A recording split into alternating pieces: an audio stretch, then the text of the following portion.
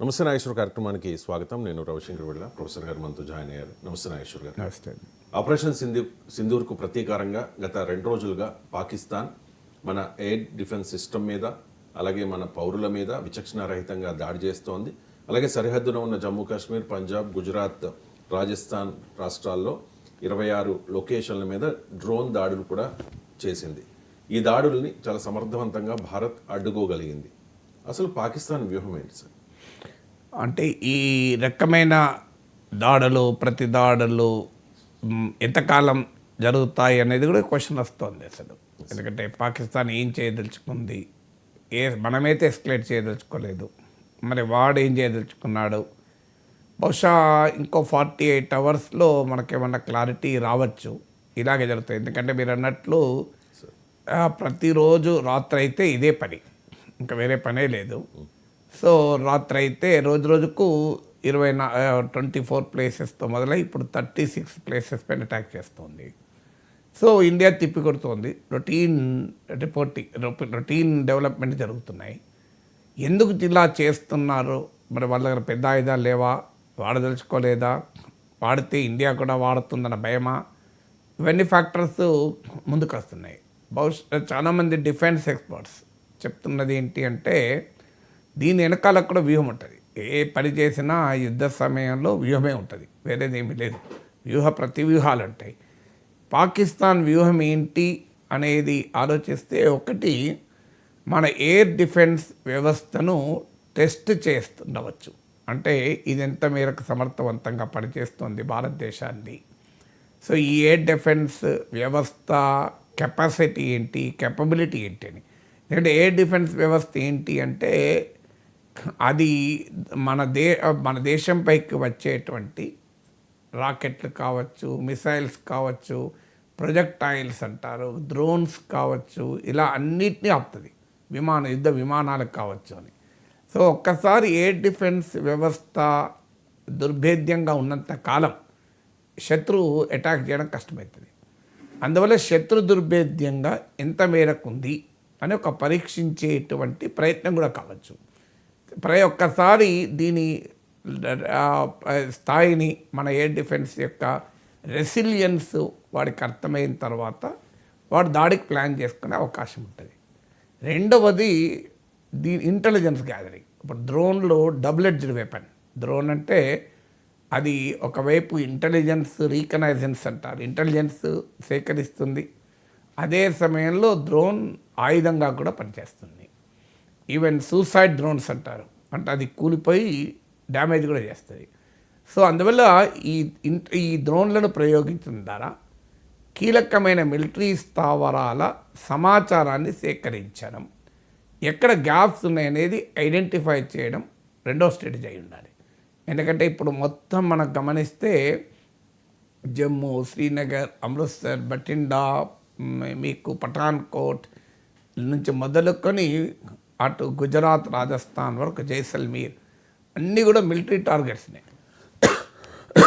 Military టార్గెట్స్ని లక్ష్యంగా చేసుకొని వీటిని ప్రయోగిస్తున్నారు కనుక it may be part of identifying the gaps in military intelligence. మూడవది పానిక్ క్రియేట్ చేయడం, స్థానిక ప్రజల్లో ఆందోళన క్రియేట్ చేయడం. ఇప్పుడు మీరు గత 2-3 రోజులుగా చూస్తే జమ్మూలో బ్లాక్అవుట్, మీకు శ్రీనగర్లో బ్లాక్అవుట్, అమృత్సర్లో బ్లాక్అవుట్, అంటే ప్రజల్లో ఒక భయాందోళనలు క్రియేట్ చేయడం. యుద్ధం వచ్చేదాకా యుద్ధం రావాలి అని మాట్లాడేవారైనా ఒక్కసారి యుద్ధం వస్తే ఆందోళన కూడా మొదలవుతుంది. ఎందుకంటే దాని పరిస్థితులు అలా ఉంటాయి కనుక. సో అందువల్ల ఇప్పుడు బ్లాక్అవుట్ ప్రకటించాల్సి వస్తుంది. చుట్టూ ఎక్కడ పడితే అక్కడ ప్రేలుళ్ళు వినబడుతున్నాయి. సో బయటికి వెళ్తే ఏం జరుగుతుందో తెలియని పరిస్థితి ఉంది. ఇలా సివిలియన్స్లో ఒక ఆందోళన క్రియేట్ చేయడం అనేది వాడి మూడవ లక్ష్యమై ఉంటుంది.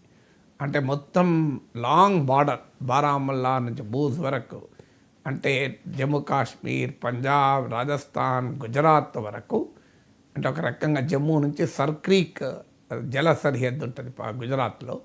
సో మీకు జమ్మూ ల్యాండ్ బార్డర్ నుంచి మొదలుకొని గుజరాత్లోని సర్క్రీక్ జల సరిహద్దు వద్ద ఉన్న బార్డర్ వరకు ఒక రకమైన ప్యానిక్, ఫియర్, భయాందోళన క్రియేట్ చేయాలన్నది మూడో లక్ష్యం. నా అది కూడా స్థానిక ప్రజల్లో, మిలిటరీలో కాకపోయినా. నాలుగవది ఏంటంటే ఇండియన్ ఎయిర్ డిఫెన్స్ సిస్టాన్ని సాచురేట్ చేయడం, ఒక రకంగా సైన్యంలో ఒక ఫ్యాటిక్ తీసుకురావడం, వేరౌట్ చేయడం. ఏంటిది ఇప్పుడు మనమే మాట్లాడుకుంటున్నాం 2 రోజులుగా ఇదే పని, ఇక రోజు ఇదేనా రాత్రి అయితే, ఒక రకమైన సాచురేట్ చేసి ఇండియన్ ఆర్మీలో ఫ్యాటిక్ తీసుకురావడం. ఐదవది, ఒక్కసారి ఇండియన్ ఆర్మీ వేరౌట్ అయితే శత్రువు తెలివిగా ఎలిమెంట్ ఆఫ్ సర్ప్రైజ్తో అన్ప్రిడిక్టబుల్ అటాక్ ప్రిపేర్ కావచ్చు. అంటే ఇలాగే జరుగుతుంది, రోజు ఇంతే, వాడు మన పైన దాడి, ఎయిర్ డిఫెన్స్ పైన దాడి చేస్తాడు, మనము దాన్ని తిప్పి కొడతాం, మళ్ళీ వాడి ఎయిర్ డిఫెన్స్ పైన అటాక్ చేస్తాం. నిన్న కూడా మన ఎయిర్ డిఫెన్స్ పైన అటాక్ చేశాక మనము రావల్పిండి, ఇస్లామాబాద్ వీటిపై కూడా అటాక్ చేసాం. పాకిస్తాన్ ఆర్మీ కూడా దాన్ని కన్ఫర్మ్ చేసింది, మనం చెప్పడమే కాదు. సో అందువల్ల ఇలా ఒక రొటీన్ ఏర్పడ్డాక ఇక మన ఇండియన్ ఆర్మీ దాంట్లో ఉంటే వాడు ఒక ఎలిమెంట్ ఆఫ్ సర్ప్రైజ్తో అన్ప్రిడిక్టబుల్గా బిగ్ అటాక్ రావడం. అంటే ఇప్పటిదాకా మనం ఓన్లీ సంయమనం పాటిస్తున్నాం, నాన్ ఎస్కలేటరీ ఉంటున్నాం.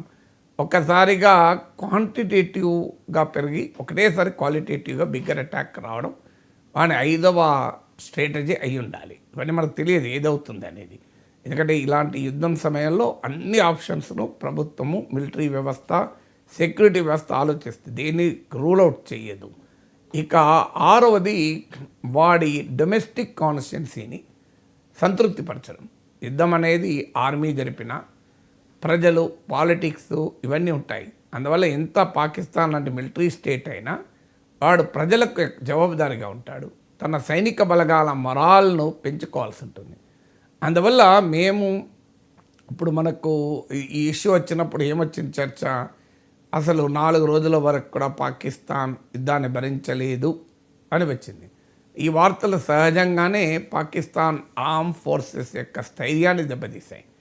సో ఇది ఒక రకంగా పాకిస్తాన్ ఆర్మీ చాలా రోజుల వరకు కూడా పోరాడగలుగుతుంది అనేటువంటి ఒక మొరాల్ బూస్టర్గా, అంటే ఆర్మీ ఈజ్ రియాక్టింగ్, మనం ఇండియాని ఎదుర్కొంటున్నాం అనేటువంటి ఒక మొరాల్ బూస్టింగ్గా కూడా ఉండవచ్చు. ఇది 6వది. 7వది అక్కడ డొమెస్టిక్ కాన్స్టిట్యున్సీని సాటిస్ఫై చేయడం, అంటే భారత వ్యతిరేక స్వభావం కలిగిన పాకిస్తాన్లోని వివిధ వర్గాలను సంతృప్తిపరచడం. చూడు, మేము మన ప్రభుత్వం కూడా ఊరుకోవడం లేదు, మన ఆర్మీ కూడా ఊరుకోవడం లేదు, భారీగా దాడి చేస్తాం. ఇప్పుడు మన దేశంలో ఎలాంటి ఎమోషన్స్ అయితే ఉన్నాయో పాకిస్తాన్లో కూడా వాడికి అనుకూలంగా ఎమోషన్స్ ఉంటాయి. అక్కడ ఫెయిల్ అయితే తీవ్రమైన ప్రతికూలత కూడా ఉంటుంది. ఇప్పుడు మన వ్యవస్థ కూడా ఇక్కడ ఫెయిల్ అయితే మన ప్రజల్లో కూడా భావోద్వేగం వస్తుంది, ఏంటి ఇంత ఎందుకు ఫెయిల్ అయ్యామని. సో అందువల్ల మన ఫెయిల్ కావడం లేదు కనుక, మన వ్యవస్థ హీరోయిక్గా పనిచేస్తోంది కనుక మన ప్రజలు ఒక రకమైన భావోద్వేగంతో ఉన్నారు. అదే నీకు ఫెయిల్ అయితే మరో రకమైన భావోద్వేగం వస్తుంది. అందువల్ల పాకిస్తాన్లో కూడా జరుగుతుంది కనుక డొమెస్టిక్ కాన్స్టిట్యున్సీని సంతృప్తిపరచడం కూడా వాడి లక్ష్యం అయి ఉండాలి. ఇది 7th. 8th ఏంటంటే మీకు ఇంటర్నేషనల్గా కూడా ప్రెషర్ పట్టుకురావాలి. అంటే ఈ ఘర్షణలు కొనసాగుతున్న కొద్దీ ప్రపంచంలో చలనం మొదలవుతుంది. ఇది తొందరగా ఆపాలి, ఇది ఎక్కడికి పోతుంది, సౌత్ ఏషియా ఇది న్యూక్లియర్ ఫ్లాష్ పాయింట్ కదా, అణ్వాయుధాలు వాడకానికి పోతుందా అని మీరు గమనించండి. ఇప్పటికే మార్క్ రూబియో ఇండియన్ ఫారిన్ మినిస్టర్తో, పాకిస్తాన్ ప్రైమ్ మినిస్టర్తో మాట్లాడాడు. చాలా దేశాలు రియాక్ట్ అవుతున్నాయి. సో కాలం గడుస్తున్న కొద్దీ ప్రపంచ దేశాల నుంచి ఒత్తిడి పెరిగి ఎవరో ఒకరు మీడియేట్ చేసి ఈ పరిస్థితులు ఆపుతారనేది పాక్ రాజకీయ వ్యవస్థ, పాక్ ఆర్మీ లక్ష్యం కావచ్చు. ఎందుకంటే గత చరిత్ర అంతా చూసిన కార్గిల్ వార్ కానీ, ఈవెన్ పార్లమెంట్ పైన అటాక్ కానీ, ప్రతిసారి పాకిస్తాన్ అమెరికాను ఆశ్రయించింది. ఈసారి కూడా పహల్గామ్ అటాక్ జరిగి ఆపరేషన్ సింధూర్ జరగకముందు కూడా యునైటెడ్ అరబ్ ఎమిరేట్స్ కోరింది మీరు ఇన్వాల్వ్ కండి అని. సో ఇలా తనకు పాకిస్తాన్కి ఇప్పుడు ప్రపంచంలో సపోర్ట్ లేదు. చైనా, అజర్బైజాన్, తుర్కియే వరకు కొంత సానుకూలంగా ఉన్నా అవి కూడా మెటీరియల్గా సపోర్ట్ చేయడం లేదు పెద్దగా, ఓన్లీ సానుకూలంగా ఉన్నాయి. అందువల్ల తనకు అనుకూలంగా ప్రపంచంలో సానుకూలత తెచ్చుకోవడం ఒక లక్ష్యం అయితే, అసలు ఈ జోక్యం చేసుకొని దీన్ని ఆపడం. ఇప్పుడు పాకిస్తాన్ ఆర్మీ మొదలుపెట్టింది పహల్గాం దాడుల ద్వారా, ఇండియా రియాక్ట్ అవుతుంది, ఇండియా క్లియర్ మెసేజ్ ఇచ్చింది, మేము ఊరుకునే ప్రసక్తే లేదు అని. మనం అమెరికా నుంచి మొదలుకొని అందరికీ చెప్తున్నాం, ఏ కంట్రీ వాడొచ్చినా చెప్తున్నాం మేము చేసేది ఇంతే అని. సో అందువల్ల ఇప్పుడు వాడికి మార్గం ఏంటి? ఈ వాంట్స్ అన్ ఆనరబుల్ ఎగ్జిట్. పాకిస్తాన్ ఆర్మీ ఆ ఆనరబుల్ ఎగ్జిట్ కావాలి అంటే ప్రపంచంలో ఎవడో ఒకడు సహకరించాలి. ఆ సహకరించడానికి సమయం కావాలి. సో అందువల్ల టకాటక్ పెద్ద ఎత్తున యుద్ధం జరిగితే కన్నా ఇది లాంగ్ అవుతున్న కొద్దీ ప్రపంచంలో కూడా ప్యానిక్ పెరిగి ఆపే అవకాశం ఉంటుందని. అందువల్ల అదొక డిప్లొమాటిక్ స్ట్రాటజీలో భాగంగా కూడా దీన్ని ప్రొలాంగ్ చేస్తున్న సూచనలు కనబడుతున్నాయి. 9వది ఏంటి అంటే, ఇండియా ఏదైనా మిస్టేక్ చేయకపోతుందా, దాన్ని మనం ఎక్స్ప్లాయిట్ చేసుకోవచ్చు అని. ఇప్పుడు మనకు రిపోర్ట్స్ కూడా వస్తున్నాయి, సివిలియన్ ప్లేన్ను ముందు పెట్టి డ్రోన్లు వస్తున్నాయి. మొదలొక్కటి Saudi Arabian plane, civilian plane, దాన్ని ముందు పెట్టి వెనకాల డ్రోన్స్ వచ్చాయి, దాన్ని ముందు వెళ్తుంటే. నిన్న పాకిస్తాన్ సివిలియన్ ప్లేన్, దాని వెనకాల ఈ డ్రోన్లు ఇవి వస్తున్నాయి. సో దీనివల్ల ఏమవుతుందంటే, మనం పొరపాటున ఏదైనా ఇప్పుడు గగనతలంలో వచ్చేటువంటి అది యుద్ధ విమానమా, ప్యాసింజర్ విమానమా, అది ఈ క్వశ్చన్ వస్తుంది. ఎందుకంటే అల్టిమేట్గా ఇదంతా టెక్నాలజీ. ఏదో ఒక మిస్టేక్ జరిగే అవకాశం ఉంటుంది. ప్రపంచంలో చాలాసార్లు జరిగాయి కూడా. అంటే మిలిటరీ విమానం అనుకొని ప్యాసింజర్ విమానాల్ని కొట్టిపడేసిన సందర్భాలు చాలా ఉంటాయి మనకు. ఇది ప్రతి యుద్ధంలో జరుగుతుంది. మిలిటరీ టార్గెట్ అనుకొని సివిలియన్ టార్గెట్ను కొట్టడము, మిలిటరీ ప్లేన్ అని భ్రమపడి ప్యాసింజర్ ప్లేన్ని కొట్టడము జరుగుతుంటుంది. యుద్ధ భూమిలో బ్యాటిల్ ఫీల్డ్ జరుగుతుంది. ఇది జరిగినప్పుడు ఏమవుతుందంటే, అది కారణం ఏదైనా పొరపాటున జరిగితే మనం సారీ చెప్పచ్చు, పొరపాటు అయింది అనొచ్చు, పాకిస్తాన్ వల్లనే జరిగింది, వాడు ఈ సివిలియన్ షీల్డ్ పెట్టుకొని వస్తున్నాడు, మనం ఎన్నన్నా చెప్పచ్చు. కానీ అనుకోనిదే జరిగింది అనుకుందాం. ఆ ప్యాసింజర్ ప్లేన్ అటాక్ అయ్యి 200 మంది చనిపోయారనుకోండి, అందులో ప్రపంచ దేశాలకు చెందిన వాళ్ళు ఉంటారనుకోండి, ఇండియా పైన మామూలు ప్రెషర్ ఉండదు. సో అది కూడా పాకిస్తాన్ లక్ష్యం. అంటే మనను డిలే చేస్తున్న కొద్దీ మనం ఎక్కడో ఒక చోట భారతదేశం పొరపాటు చేస్తుందేమో, ఆ పొరపాటును తాను ఎక్స్ప్లాయిట్ చేసుకుని భారత్ వ్యతిరేకంగా ప్రపంచ ప్రజాభిప్రాయాన్ని క్రియేట్ చేయాలి అన్నది వాడి దుర్మార్గంలో భాగం కావచ్చు. 10వది ఏంటంటే ఎస్కలేషన్. అంటే వాడు కోరుకునేది ఏంటి? పాకిస్తాన్ ఇప్పుడు ప్రపంచం ముందు మనము ఇది war is not just war and battlefield. War is fought in perception, war is fought in public opinion creation, war is fought in diplomacy, war is fought in propaganda. యుద్ధం అనేది కేవలము యుద్ధ భూమిలోనే జరగదు. యుద్ధం అనేది భావాలను క్రియేట్ చేయడంలో జరుగుతుంది, ప్రజాభిప్రాయ నిర్మాణంలో జరుగుతుంది, దౌత్యంలో జరుగుతుంది. అందువల్ల ప్రతి వార్లో పర్సెప్షన్ వార్ ఉంటుంది, ప్రాపగండా వార్ ఉంటుంది. ఇప్పుడు ఈ పర్సెప్షన్ వారు మన బ్యాటిల్ ఫీల్డ్ వార్లోనే కాదు పాకిస్తాన్ పైన పైచేయి సాధించింది, పర్సెప్షన్ వారు ప్రాపగండా వార్లో కూడా మనం పైచేయి సాధించాం. ఇలా ప్రపంచం అంతా భారత్ వాదనను కన్విన్స్ అవుతోంది. ఈవెన్ ఇస్లామిక్ కంట్రీస్ కూడా కన్విన్స్ అవుతున్నాయి. పాకిస్తాన్ మిత్ర దేశాలకు కూడా ఏమీ అనలేని పరిస్థితికి వచ్చాయి. ఇంత జరుగుతున్న బహిరంగంగా వచ్చి భారత్ను మీకు తుర్కీ ఖండించలేదు, చైనా ఖండించలేదు, ఇది ఇండియా దుశ్చర్య, ఇండియా ఇలా రియాక్ట్ అవుతుంది అని. ఎందుకు? We are winning the perception war.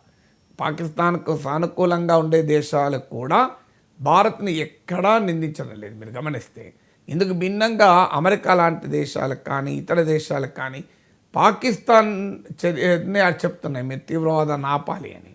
ఎందుకు మనం సాధించగలిగాం పర్సెప్షన్ వార్ అంటే మన రెస్పాన్స్ అలా ఉండడం వల్ల.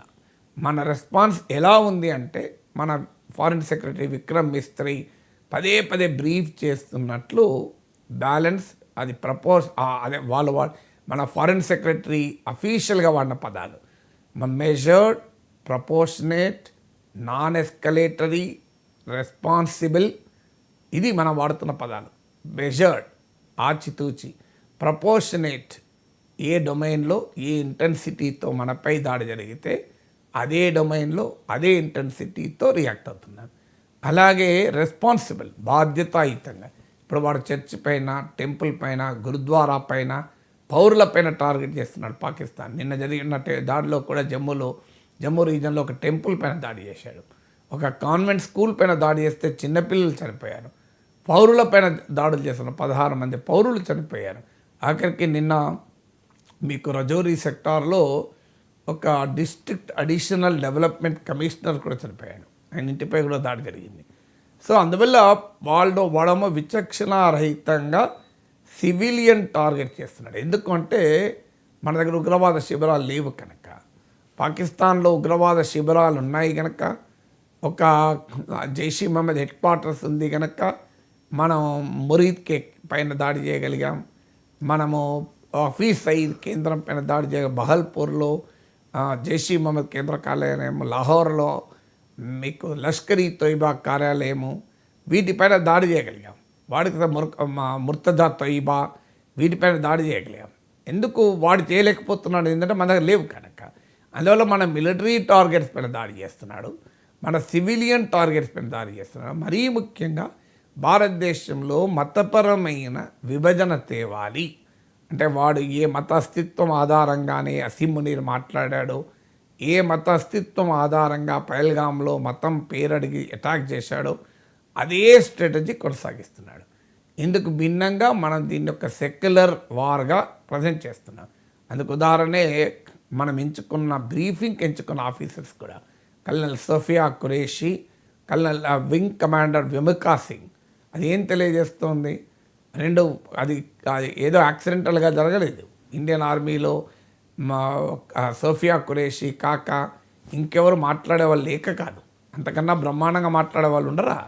కానీ అది డెలిబరేట్ చాయిస్. ఎందుకంటే ప్రపంచానికి చెప్పడం, ఇస్లామిక్ ప్రపంచానికి కూడా చెప్పడం, అయ్యా ఇది పాకిస్తాన్ అంటున్నట్టు హిందూ ముస్లిం ఇష్యూ కాదు, ఇది టెర్రరిజానికి, హ్యూమనిజానికి, తీవ్రవాదానికి, మానవత్వానికి మధ్య జరుగుతున్న పోరాటం. ఒక రెస్పాన్సిబుల్ స్టేట్, బాధ్యతాయుతమైన రాజ్యానికి ఒక పనికిమాలిన దివాలా కోర్ రాజ్యమైన పాకిస్తాన్కు మధ్య జరుగుతున్న యుద్ధం ఇది. ఒక బాధిత దేశము, ఒక నిందిత దేశం, ఒక అగ్రెసర్, ఒక విక్టిమ్కు మధ్య జరుగుతున్న పోరాటం ఇది అని మనం ప్రపంచానికి బలంగా చెప్తున్నాం.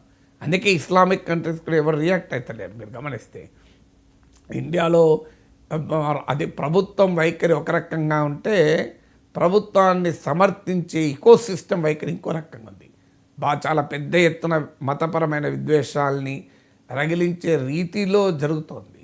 పాకిస్తాన్ కోరుకునేది అదే. కానీ సరిగ్గా పాకిస్తాన్ కోరుకునేదాన్ని మన దేశంలో కూడా కొంతమంది, కొన్ని టీవీ ఛానళ్ళు, యాంకర్లు, సోషల్ మీడియాలో యూట్యూబర్లు, సో జనంలో కూడా కొంతమంది ఈ భావోద్వేగాలకు గురై మతపరమైన విద్వేషాన్ని రగిలిస్తున్నారు. సరిగ్గా పాకిస్తాన్ అదే కోరుకుంటుంది. అసీం మునీర్ మాటల్లో అదే ఉంది, పహల్గామ్ తీవ్రవాదుల చేష్టల్లో అదే ఉంది, ఇప్పుడు పాక్ ఆర్మీ ఎంచుకుంటున్న దాడుల్లో కూడా అదే ఉంది. అందువల్ల ప్రజలు అప్రమత్తంగా ఉండాల్సింది ఏంటంటే, పాక్ ఎజెండాను మనం మోయకూడదు, పాకిస్తాన్కు బలాన్ని చేకూర్చకూడదు. శత్రువు తెలివిగా చేస్తున్నాడని అనుకుంటున్నాడు, కానీ వాడిది మూర్ఖత్వము. ఇండియన్ యూనిటీని, ఇండియన్ పొలిటికల్ యూనిటీ, సోషల్ యూనిటీని వాడు బ్రేక్ చేయలేడు అనేది మనము పాకిస్తాన్కు మన మాటలే కాదు చేతుల ద్వారా కూడా రుజువు చేయాలి. అందుకే మనము పదే పదే ప్రభుత్వం నుంచి మొదలుకొని అందరూ చెప్తున్నది అదే. సో కానీ ఇక్కడ మనము ప్రపోర్షనేట్గా, నాన్ ఎస్కలేటరీగా, రెస్పాన్సిబుల్గా, మెజర్డ్గా మాత్రమే రియాక్ట్ అవుతున్నాం. కానీ ఎక్కడో ఒక చోట పొరపాటు వల్లనో, గ్రహపాటు వల్లనో, లేదా ఎక్కడో ఒక చోట ఉద్వేగం వల్లనో మనము ఎస్కలేటరీ దాటి ఎస్కలేటరీగా, నాన్ ప్రపోర్షనేట్గా కూడా అటాక్ చేయొచ్చు. అంటే ఉదాహరణకు ఇప్పుడు మన ఎయిర్ బేస్ పైన అటాక్ చేస్తే మనం మళ్ళీ ఎయిర్ బేస్ పైన అటాక్ చేస్తున్నాం. ఇది కాకుండా మనం ఏదైనా ఇంకా పెద్ద టార్గెట్ ఎంచుకున్నాం అనుకోండి, అప్పుడు పాకిస్తాన్ వాడు గగ్గోలు పెడతాడు. చూడండి, ఇప్పటికే పాక్ ఆర్మీ ప్రతినిధి ప్రకటించాడు ఉదయాన్నే, చూడండి మా ఇస్లామాబాద్ పైన కూడా భారత్ అటాక్ చేస్తుందని. సో వాడి తాపత్రయం అంతా ఏంటంటే, మేమే విక్టిము, మేము అటు తీవ్రవాదానికి బాధితులము, ఇటు భారతదేశ దాడులకు బాధితులమని చెప్పదలుచుకుంది పాకిస్తాన్. పహల్గామ్ను మర్చిపోయి పహల్గామ్ మన ఆపరేషన్ సింధూర్ని గుర్తు చేసుకోవాలన్నది పాకిస్తాన్ లక్ష్యం. దాన్ని మనము ఎక్కడో చోట పొరపాటు చేసి మనమే ఇండియానే ఎస్కలేట్ చేసే రీతిలో వ్యవహరిస్తుంది అనేది వాడి అంచనా. అందువల్లనే ఇలా రోజు మనపైన దాడి చేస్తాం, మనం అటాక్ చేస్తాం. ఇప్పటికీ ఇండియాలో కూడా కొంతమంది మొదలు పెడుతున్నారు ఆల్రెడీ. ఈవెన్ మిలిటరీ ఆఫీసర్ ఇంకెంతకాలం వాని సంగతి తేల్చండి, వాడిని వాయించి పడేయండి, ఎందుకు చూస్తూ ఊరుకున్నారు, నరేంద్ర మోడీ లాంటి బలమైన నాయకుడు అసలు వేసి పడేయచ్చు కదా అని సోషల్ మీడియాలో పెద్ద ఎత్తున జరుగుతుంది. ఈవెన్ మిలిటరీ జనరల్స్ కూడా ఈ టెండెన్సీ ప్రదర్శిస్తున్నారు. అలా ప్రదర్శించడం తప్పని నేను అంటలేను, దానికి రీజన్ లేదని అంటలేను. డెఫినెట్గా ఎమోషనల్గా చూసుకుంటే కరెక్ట్. అది మరిగిపోతుంది రక్తం, ఎంతకాలం ఇది భరించాలి. రోజు ఈ రాత్రి అయితే ఏంది బ్లాక్అవుట్లు, ఏంది ప్రాబ్లమ్స్, అసలు ఇది ఏంది రోజు మనకు సివిలియన్ చనిపోవడేంది, వీరి సంగతి తేల్చాలి కదా. మోడీ ఎందుకు ఊరుకుంటున్నాడు? ఇంకా కొన్ని రోజులైతే మోడీని విమర్శించడం మొదలవుతుంది. ఇప్పటిదాకా మోడీని పొగిడిన ఇకో సిస్టమే మోడీని విమర్శించే ప్రమాదం కూడా ఉంది. కానీ నరేంద్ర మోడీ దేశ ప్రధాని, కేవలం ఒక రాజకీయ నాయకుడు కాదు. ఈ heads the Indian security establishment, అంటే భారతదేశ భద్రత, రక్షణ, ఈ వ్యవస్థలన్నిటికీ రాజకీయ నాయకత్వంలో ఉన్నవాడు. అందువల్ల ప్రభుత్వం ఆలోచిస్తుంది ప్రతిదాన్ని. ప్రభుత్వం తొందరపడదు ఎప్పుడు. ప్రభుత్వం అనేది ఒక వ్యవస్థ, వ్యక్తి కాదు. సో ఆ వ్యవస్థ అన్ని రకాలుగా ఆలోచించి ఈ measured, proportionate, non escalatory, responsible reaction మాత్రం ఇస్తుంది. కానీ ఎక్కడో ఒక చోట పబ్లిక్ ప్రెషర్ వల్లనో, నేను ఇంతకుముందు చెప్పినట్లు మోడీని పొగుడుతున్న వాళ్ళే రేపు మోడీని ఇంకెంతకాలం వాడిని వేసిపడేయండి అనే మొదలవుతుంది. ఆల్రెడీ స్టార్ట్ అయింది మీకు. ఈ పబ్లిక్ ప్రెషర్లో ఎక్కడైనా ఇండియా దారి తప్పకపోతుందా, అతిగా వ్యవహరించకపోతుందా? ఒక్కసారి ఇండియా అతిగా వ్యవహరిస్తే ఇక పాకిస్తాన్ ప్రపంచం అంతా చాటి చెప్తుంది, చూడండి మా పైన ఎంత దాడి చేశారు. అందువల్ల ఇండియాను డిప్లొమాటిక్గా ఎంబరాసింగ్ పొజిషన్లో పెట్టాలి. ఇండియాను ఇప్పుడు తాను ఐసోలేట్ అవుతున్న సమయంలో భారతే అగ్రెసర్గా చూపాలి అన్నది పాకిస్తాన్ లక్ష్యం. అందులో బహుశా ఈ 10 అంటే వాట్ ఐ గ్యాదర్ రకరకాల రక్షణ రంగ నిపుణులు, strategic affairs experts, top experts రోజు రాస్తున్నారు, మాట్లాడుతున్నారు. అందువల్ల దీనిపైన మనం వాట్సాప్లో, సోషల్ మీడియాలో వచ్చే అంశాలు, ఈవెన్ స్థానిక మీడియాలో తెలిసి తెలియని వాళ్ళు చేస్తున్న విశ్లేషణలపైన ఆధారపడకూడదు. ఈ రంగంలో చాలా నిపుణులు ఉన్నారు. ఆ నిపుణులు రోజు జాతీయ మీడియాలో మాట్లాడుతున్నారు, పత్రికల్లో రాస్తున్నారు. సో వారు చేస్తున్న విశ్లేషణలు, అంటే వారికి ఉన్న చరిత్ర, వారు మాట్లాడుతున్న దానికి ఉన్న హిస్టారికల్గా వారు ఉన్న వెయిటేజ్, వాటిని ఆధారంగా చేసుకొని మనం సమరైజ్ చేస్తే నాకు కనిపిస్తున్న ఈ 10 కారణాలు ఉన్నాయి. బహుశా ఈ 10 కారణాల్లో తేలుతుంది. ఇంకో 48 గంటలు బహుశా పట్టవచ్చు. 48-72 అవర్స్లో ఇది తగ్గుతుందా, పెరుగుతుందా? 2 పాసిబిలిటీస్ ఉన్నాయి. ఒకటి సబ్సైడ్ కావచ్చు, రెండోది మరింతగా ఎస్కలేట్ కావచ్చు.